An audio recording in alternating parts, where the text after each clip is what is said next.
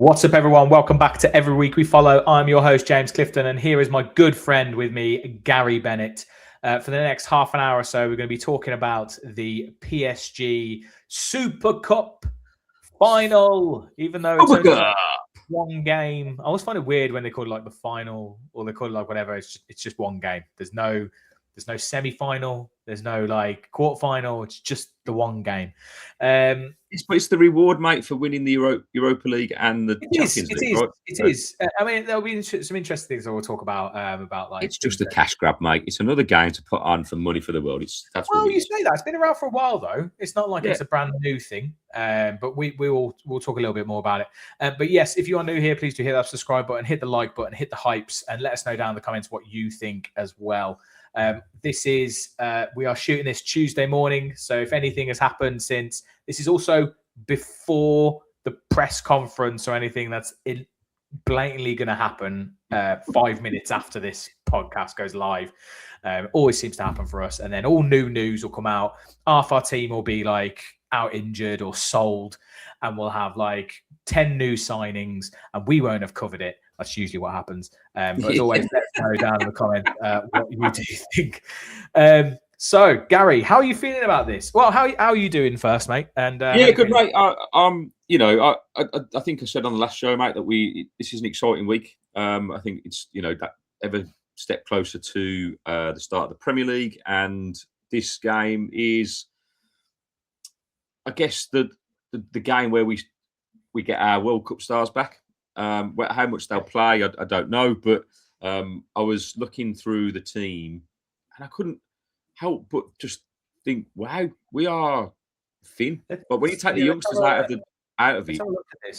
So here actually, so we've got on the left a lineup that you think we could go with, and then on the right hand side is the alternative lineup. But just to be clear here, Finalysis, which is the app that we all use and that we use to make these lineup predictions, didn't have some of the youngsters in it. So it didn't have like Maggio, it didn't have Hemmings, it didn't have Lynch, it didn't have half those players. So I think looking at these, it's unlikely that he would go with the youngsters anyway. I would have thought, right? So I honestly feel that Martinez, Konza, and Watkins will literally just go straight into it. I think you have to, because we said it on the last show. We want to give Paris a game, right? And so you've got to go with arguably the strongest 11 that you've got available. For me, otherwise it could be embarrassing for us. They could absolutely. They're going to have players that that are coming back late, right? Like that France were in the latter stages of the tournament, so that it's not like they'll be at full strength either necessarily. No, but that doesn't mean that we don't want to put up a fight. But I always just worry about some kind of injury. These players coming back, going into not high intensity, but a more intense game like that. You worry about. But let's not be naive as well. Regardless of the starting 11 we put up, whatever starting 11 Paris put out is probably better than ours. They're a great side, mate, with depth, and so even though they'll potentially have players missing, they will assume have their World Cup stars back, Dembele, Boué, and all those kind of like Sparkler and all that, and all those teams. Dembele came back early apparently as well. It's really choice. He just came back early, and Paris can make history by winning this cup again, back to back. Yes. They beat Spurs on penalties last year, and I think they'd be the first team ever to win it 3 times. I think is that. They would be the 4th time to retain it. The 4th team to retain it. There before it was. I've got my notes here. Ajax in 73, 74, AC Milan in 89, 90, and Real Madrid in 2016, 2017. So they would be the 4th team to do it. Obviously, and also Emery doesn't have the best record in this either. He's lost all 3 of his previous World Cup matches, whereas Luis Enrique has won both of his. Yeah. So a little bit of a mix there. Well, but for both managers at least, there is an incentive to go out and try and win the game, right? You think because Emery's never won it, and Enrique could be the first manager to win it 3 times. So it's from a personal perspective. There is something kind of riding on it. It's not like it's a complete dead rubber. I mean, from a financial point of view, I believe both teams get 4 million or something like that for participating, and the winners get an additional 1. So it's not like winning it suddenly is like, oh my god, we've won the Club World Cup, we got 100 million pounds, like or whatever. It's literally an extra million. So it is just kind of a. Well, I've seen lots of speculation, and I haven't had chance to even research this. But if we were to win it, does that give us a boosted chance of getting into the Club World Cup next time it comes round? Like, I mean, not that I want that Mickey Mouse thing with Infantino gold, silver, triple tourney swilly plate, right? But, what the hell was happening? Oh fuck, mate! Gold coin. It's like, what the hell is this? Mate, it's Illuminati, isn't it? It gives you into the fucking top 1% of Infantino's brain, where he's just taking everyone's money and kind of like, who knows? But at the end of the day, where did I read it? It might have been on Twitter, but just that football is now more about revenue than it is about football. The more money you go, the better the football is, and we're hitting that thing. So you've got to. I guess you either like it or lump it, right? If you can't beat them, join them. And I guess that's what it makes me sad. It does. But at the same time, I want to see Villa be massive again. I want to see us be successful in Europe and domestically. And if that's what we've got to do, I guess that's what we've got to do. But at what cost? That's the big question. Yeah, exactly. And I mean, so Emery, obviously, he missed out on this with Sevilla against Real Madrid and Barcelona in 2014 and 2015. And then he lost on penalties to Chelsea in 2021. It was interesting as well because actually, up until, I say relatively recently, I think, I don't know when it changed, but as early as 1997, it was over 2 legs, the Super Cup. So back in 83, this is Villa's only second time in the Super Cup, obviously. And we beat a record, didn't it, mate? The Villa have. Well, we beat Barcelona 3-1 on aggregate. So it was a 1-0 away and 3-0 at home. So so it used to be over 2 legs, and in '97, PSG they lost 9-2 in aggregate to Juventus. And do you know what? Bring that back because how cool is that? Mate. I mean, it's so much better, wouldn't it? Well, and not this neutral ground either. If you had it like a home and leg, home and away, so mate. Good. Imagine being a Villa Bring it back. If you're watching UEFA, bring it back. Bring it back. If you talk about a cash grab, that gives both sets of fans the opportunity to have a home advantage, and everyone gets to see. I think that's a brilliant idea, right? And I forgot about that actually. I did know that, but these are, as you say, because it's like a spectacle and like a one-off game, and it's pre-season, and people are playing pre-season friendlies. What to stop it over this, to do it over these last couple of weeks would have been brilliant, right? So, it is weird. That's not what you think about that. Should we go back in time and bring the 2-legged game back? Yeah, exactly. 2-legged game, like a two. Yeah, is that what you call it? 2-legged. Yeah, I suppose it's 2-legged. As opposed to everyone running around on 4 legs. As opposed to everyone galloping around on 4 legs. Anyway, but yes, if you are still, like we said, we are on our way to 5,000 subscribers. If you are new here, please do hit that subscribe button. I mean, the 2 legs would be good. I think for me, the most annoying thing about it is just like the timing in the preseason. It's like we've got this, then we've got another preset pre-season friendly after this, and then we've got a week till the season starts. It's just like it would have been nice if it was in, I don't know, September, and it was kind of like and both teams have kind of got up to speed a little bit, and it's actually like in the season. When's the Charity Shield? So it'll be the week before the season starts, won't it? So what's that? Next week, this weekend. Oh, so similar. So similar. Yeah. But it's potentially like the last game before the season starts, right? Whereas we've got another game after this, like against Mönchengladbach. It's a utopian thing, isn't it? Because there's no way they'd do that in terms of it's another fixture into the league season. But Europe and all that. But though, wouldn't it? Yeah, mate. I don't disagree. I just think it's a shame that we are, like you say, that it's more or less a pre-season friendly for both teams because players have been away especially in a World Cup year when players aren't fresh or whatever. It might have been different if it was last season, I guess, because you've got players all gunning to get back, but they've all probably played too much football and it might not be the spectacle that it deserves to be, But, I agree. Villa have got an opportunity to make history, and be again get into that elite club of winning it twice. And it's going to be a big ask. I think you've got an up to stat somewhere, haven't you, about the percentage of yes. So this is based on the Opta supercomputer. Supercomputer. That has worked Computer out. says no. Computer says no. So the Opta prediction is no surprise here. To be fair, it's given us a little bit more of a chance than I thought. Yeah, if I'm 100%. totally honest here. Like I thought we would have been like 15% kind of Villa, 60% Paris. Mate, does it go to penalties? Yes. You reckon it goes to penalties?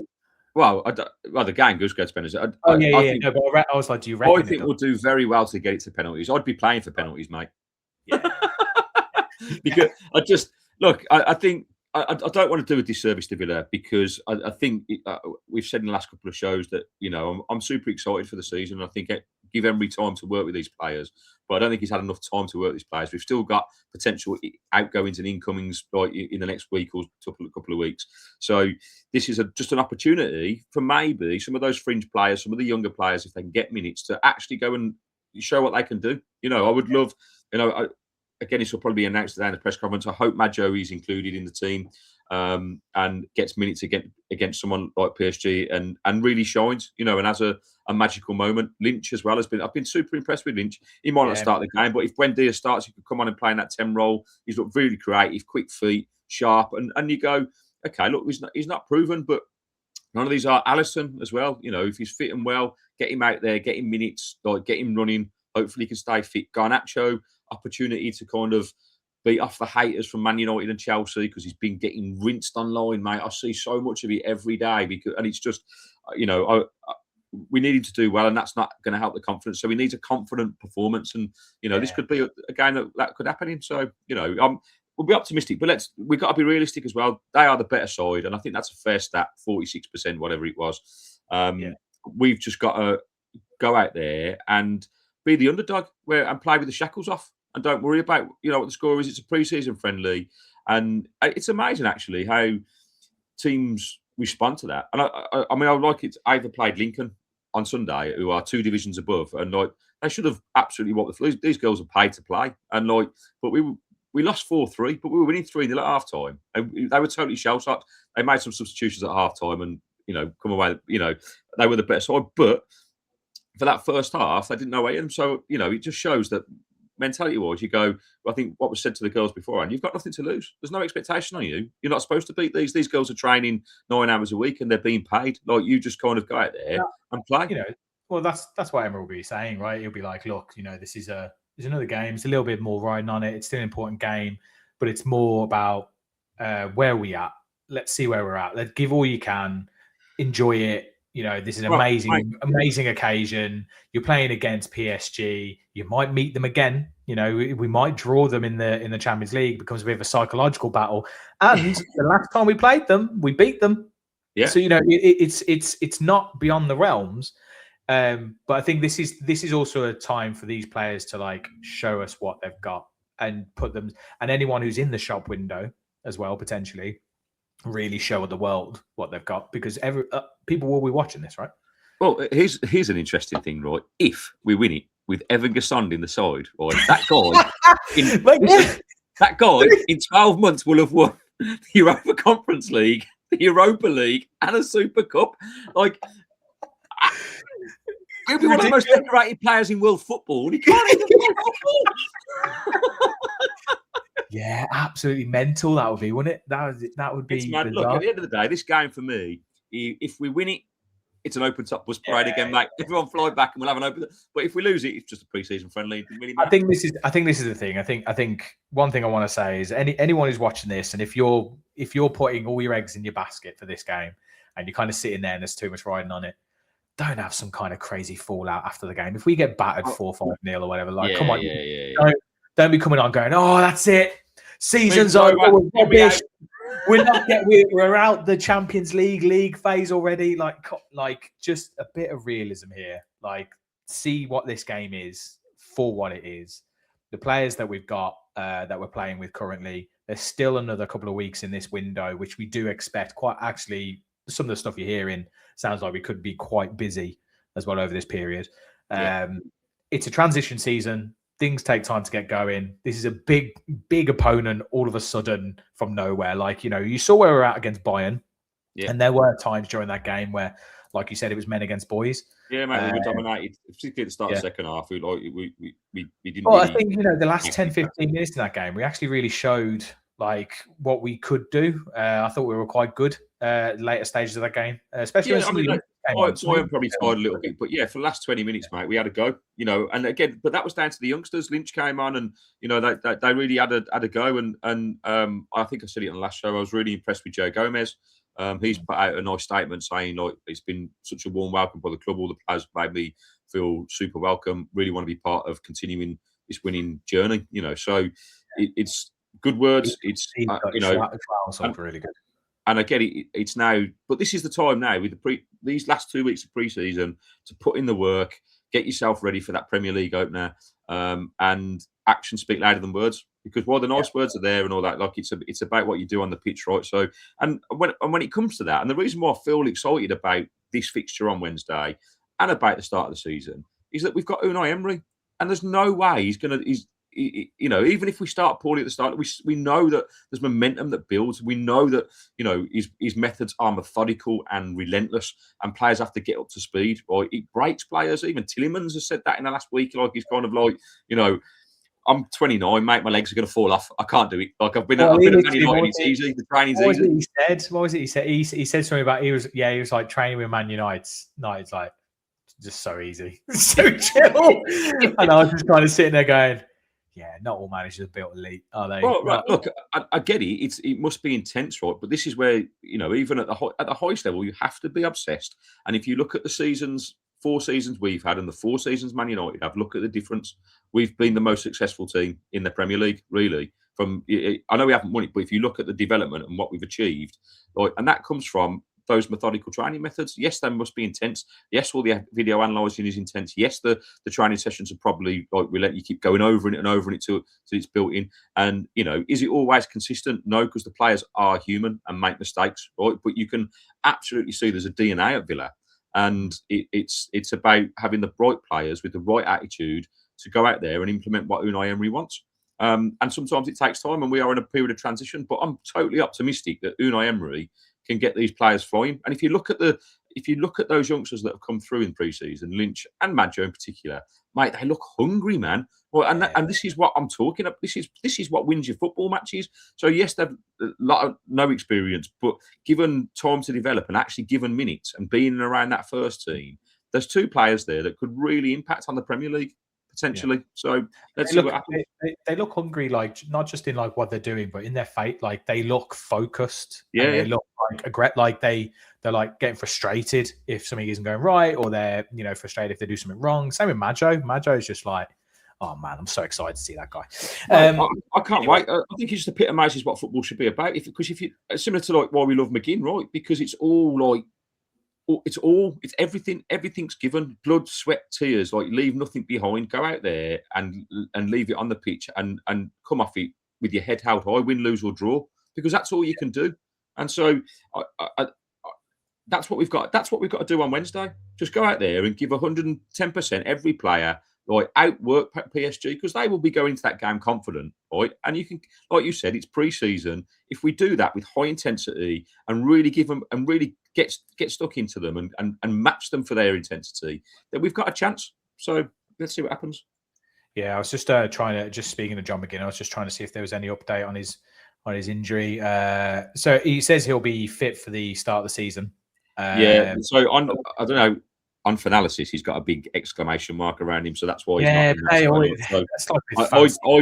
I think that means he's a doubt. So I don't think Emery will want to probably risk him with the season start. You know what I mean? He might play. If he's okay, he might play a bit against Mönchengladbach. But he'll be back for the. It'll be interesting to see if he's in the squad and on the bench. Yeah. So maybe if we're winning the game and need to defend the lead or something, he might bring him on to kind of, for that bit of experience towards the end of the game. Yeah. But I'd be amazed if Emery's going to risk anybody that is a doubt when, we've got season opener in 2 weeks. I think that's going to be the crucial thing, right?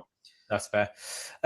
Yes, brilliant. That probably about does it. So, we'll do our predictions now, Gaz. We need to do our predictions. This is our first prediction of the season. Yeah. Right. So, Hans. Now, I don't know if I've got my mirror settings right. Okay. So this is my right hand. So where's this on when you're looking at this? Where's this?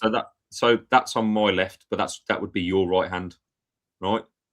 This is very confusing. But basically, I don't know whether my webcam is mirroring. Anyway, doesn't matter. Yeah. Right. One of them is Villa, and one of them is PSG, and we can clarify which one is which. We put our hands up. Right. I'm going with my right hand as Villa, mate. Okay. I'm going. This one's Villa. Yeah. This one. Yeah. Okay. Right. Villa, PSG. Yeah. Okay. Right. You ready? 3, 2, 1. Oh, yeah. You're going 3-1. You think we'll win 3-1? No, other way. Oh, you think PSG are going to win? Yeah. Oh, I'm going Villa 2-1, man. I'm not betting against us. I ain't doing that. I'm going for the accuracy over the heart. I'm going for the head. Yeah. To be fair, on analysis predictions, they've gone 2-2, and we can't take penalties. I'm hoping that PSG have an off day and we turn up. That's it. And we win the game 2-1. I think we'll stay in it for like 60 minutes, and then I think they'll maybe make a couple of changes and just blow us out. That's what I kind of expect. Well, do you know what, mate? I've got great if we did. Because that was my prediction for the Man City game, right? When everyone said, "Oh, we're going to be hungover from Europa League. It's kind of we're not getting anything at the Etihad. We'd never win there." But I just had a sneaky feeling that everything was running high, and I've got a feeling that this is I think Emery will instill into them that there's nothing to lose here. Go out and enjoy it, and just go and play your football. And I think we've got a chance. So I'm not going to. You know what would be rubbish if we win this game and then we go and like lose 2-0 to Mönchengladbach, and it's like, oh. So back to reality again. Oh, brilliant! But yes, I am looking forward to the game. You're going to the warehouse to watch it as well, aren't you? Yes, mate. I'll be at the warehouse. So if you are going to the warehouse, come and say hi. I'll be in and around there somewhere. I don't know where. Depends how busy it is. But yeah, just look for the GoPro. Look for the GoPro. It will be flying around. Going to try and be on TikTok live. I'm sure it'll be all right if when I'm in the warehouse. But let's see what happens. I might do a live watch along. I'm thinking about it because I'm going to be watching the game, so I'm thinking might as well like jump on. It's a bit weird though when you're on your own, so I might see if Rich from the Villa Park podcast if he's covering it or not, or Luke from Up the Villa. I'll see if he's watching. I don't know if he's going. I'm not sure. Anyway, we will obviously be back on Thursday night if we don't do a live for the game. Thursday night at 9 p.m. I'll have it scheduled, so you should see it come up in your feeds. So make sure you join us for that one. We have got a big lineup for you. We have got Neil from the Liverpool McGrath podcast. We have got Ben from BN Talks Ball. We have got Sam from True Adventures, and we have got Luke from Up the Villa podcast as well. So really looking forward to that discussion. It's gonna be good, mate. Putting together my debate points for it to see what people are thinking. I think it's gonna be fun. Brilliant, cool. Stick us out. See you then. Right. If you're in Salzburg, by the way, people have the best time. I've seen lots of photos. I'm absolutely raging with jealousy. I so wish it looked beautiful out there. We're booking our Champions League final flights. It's fine. Yes, come on, Madrid, baby. And even if Villa aren't there, mate, let's just go anyway. Yeah, that'll be fun to wangle with the missus when I got like a 6-month-old. Not sure about that. Mate, just pretend. Just tell her that Villa are in the Champions League final. She wouldn't know. Yes, she won't know. Sarah will know, so I won't get away with it. But look, it's going to be an occasion, and so enjoy it. And I think there's 8,000 Villa fans out there, so stay safe, people. Travel safe, and we will see you all Thursday night. And as always, every week we follow the boys in claret and blue. Peace. Yeah.